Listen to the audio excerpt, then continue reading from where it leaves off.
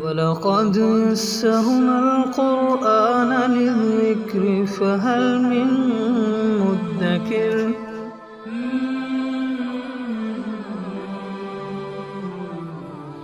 آیت نمبر 4 سورہ مجادلہ۔ اعوذ باللہ من الشیطان الرجیم، بسم اللہ الرحمن الرحیم۔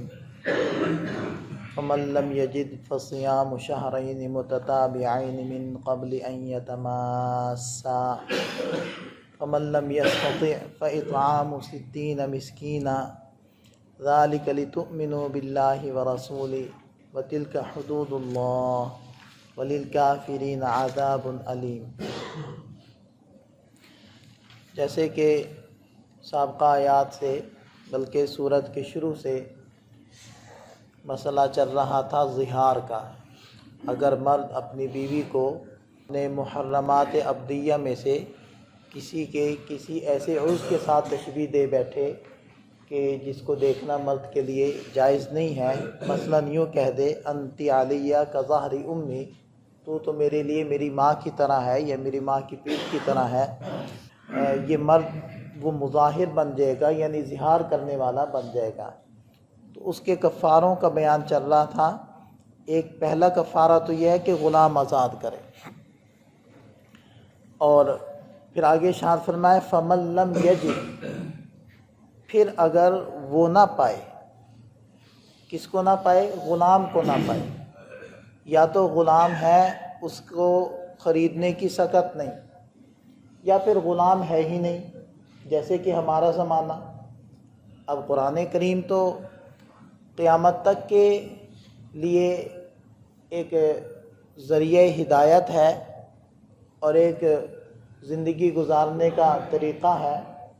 اب قیامت تک جتنے بھی حالات پیش آنے ہیں سب کا ہی حل قرآن کریم نے اپنے اندر وہ رکھا ہوا ہے، بس ڈھونڈنے کی بات ہوتی ہے۔ تو بہرحال اسی وجہ سے دیکھیں، جب یہ آیات نازل ہو رہی تھی اس وقت تو غلام موجود تھے، لیکن اگلا زمانہ ایسا آنے والا تھا اور اللہ تعالیٰ کے علم میں تھا کہ جب غلام موجود نہیں ہوں گے، اس لیے اللہ تعالیٰ نے آگے یہ ارشاد فرمایا فمن لم یجد، پھر جو غلاموں کو نہ پائے وہ کیا کرے؟ اس زمانے میں جب غلام نہیں ہوں گے تو کفارہ ادا کرنے کی صورت کیا ہوگی؟ تو بے ارشاد فرما دیا فصیام شہرین متتابعین، تو پھر لگاتار 2 مہینوں کے روزے رکھنے ہیں، لگاتار رکھنے ہیں، ان میں ناغہ نہیں کرنا۔ من قبل ان یتماسا، شرط وہی ہے جو غلام آزاد کرنے کے اندر بھی تھی کہ یہ کفارہ ادا کرنا ہے مرد اور عورت کا آپس میں ایک دوسرے کو چھونے سے پہلے، مجامعات سے پہلے، وظیفے زوجیت ادا کرنے سے پہلے یہ کفارہ ادا کرنا ضروری ہے۔ یہاں ایک اور بات میں عرض کر دوں کہ دیکھیں، اسلام نے غلاموں کو رواج نہیں دیا، غلامی کا تصور پہلے سے دنیا کے اندر موجود تھا، اور 2 طرح سے لوگ غلام بنتے تھے، یا تو کوئی غالب کسی کمزور کے اوپر غلبہ پا کر ان کو غلام بنا دیتا تھا اور ان کو بیچنا شروع کر دیتا، اور یا پھر جنگوں کے اندر جو مغلوب ہو جاتا تھا تو ان کے جو لڑنے والے محاربین ہوتے تھے وہ قیدی بن جاتے تھے، وہ غلام بن جاتے تھے۔ تو اسلام نے پہلے جو درجے کے غلام بنانے کی شکل تھی کہ کسی آزاد کو پکڑ کر خام خواہی غلبہ کر کے اس کو بیچ دینا، اس کی تو قطعی طور پر حرمت نازل فرما دی کہ بالکل جائز نہیں ہے، حرام ہے کہ کسی آزاد کو پکڑ کر غلام بنایا جائے اور اس کو بیچا جائے۔ البتہ جو دوسری صورت تھی کہ جنگوں کے اندر جو قیدی بن جاتے تھے، وہ اس صورت کو برقرار رکھا، لیکن برقرار رکھا مطلب یہ چیزیں پہلے سے تھی، اور صرف برقرار نہیں رکھا بلکہ اس کے احکام نازل فرمائے، اور صلہ رحمی کا حکم دیا، احسان کا حکم دیا، یہاں تک ارشاد فرمایا کہ جو تم کھاتے ہو وہ اس کو غلام کو کھلاؤ، جو پہنتے ہو وہ اس کو پہناؤ۔ اور پھر غلاموں کو آزاد کرنے کہ ثواب کو بیان فرمایا. اب جتنے بھی کفارات ہیں ان کے اندر غلام آزاد کرنا، فتحریر و رقبہ، قرآن میں آپ بار بار اس کو پڑھیں گے، غلام آزاد کرو. پھر غلام آزاد کرنے کے فضائل بیان کیے. مسلم شریف کی روایت ہے، نبی پاک صلی اللہ علیہ وسلم نے ارشاد فرمایا کہ جس نے کسی مسلمان غلام کو آزاد کیا تو اس آزاد شدہ غلام کے ہر عضو کے بدلے آزاد کرنے والے کا ہر عضو وہ جہنم سے آزاد ہو جائے گا. یہ ثواب بیان فرما دیا. ابو ذر غفاری عنہ نے آپ صلی اللہ علیہ وسلم سے پوچھا کہ افضل عمل کون سا ہے؟ آپ علیہ السلام نے ارشاد فرمایا اللہ پر ایمان لانا اور جہاد کرنا. کہنے لگے پھر؟ فرمایا کہ غلام آزاد کرنا.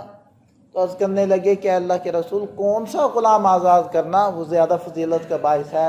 تو آپ علیہ السلام نے فرمایا کہ جو زیادہ قیمتی ہو اور اپنے آقا کے نزدیک زیادہ محبوب ہو اس غلام کو آزاد کرنا وہ زیادہ فضیلت کا باعث ہے. تو یہی وجہ تھی کہ حضرات صحابہ کرام نے سینکڑوں غلام خرید کر آزاد کیے ان فضائل کو حاصل کرنے کے لیے.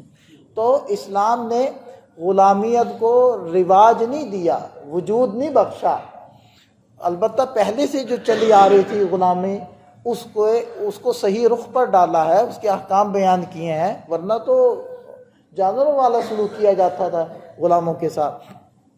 تو بہرحال یہ دوسرا کفارے کا طریقہ ارشاد فرما دیا کہ اگر غلام موجود نہ ہوں یا تم نہ پاؤ تو پھر 2 مہینے کے مسلسل روزے رکھنے ہیں.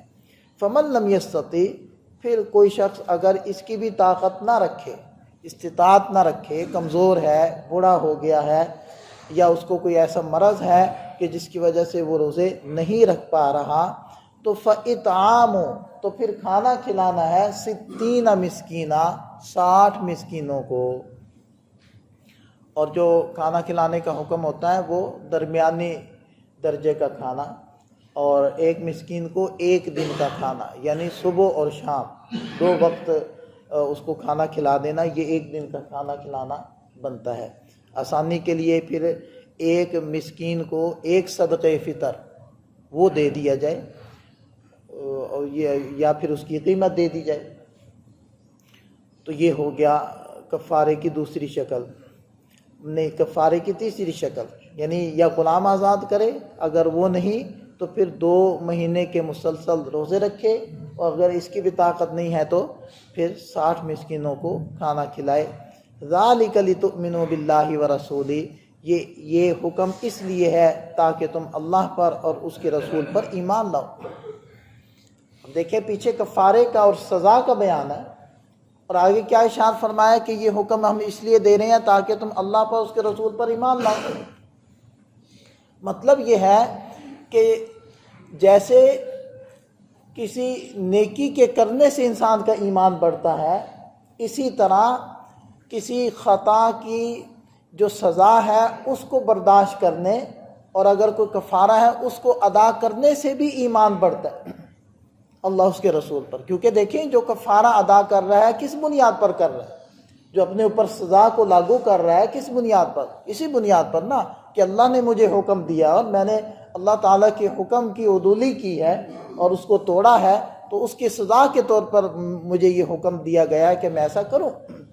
تو یہ جو جذبہ ہے، یہ جذبہ اس کے ایمان کو جلا بخشتا ہے، اس کے ایمان کی روشنی کو اور نور کو بڑھاتا ہے. اس لیے ارشاد فرمایا ذالک لتؤمنوا باللہ ورسولہ، یہ حکم اس لیے ہے تاکہ تم اللہ پر اور اس کے رسول پر ایمان لاؤ. وتلک حدود اللہ، اور یہ ہے اللہ کی باندھی ہوئی حدیں، ان کو کراس مت کرو، ان کو عبور نہ کرو، ان کے قریب مت پھٹکو. وللکافرین عذاب علیم، اور جو منکر ہیں، کافر ہیں، ان کے لیے دردناک عذاب ہے. اللہ تعالی ہمیں اپنے ماننے والے بندوں کے اندر شامل فرمائے.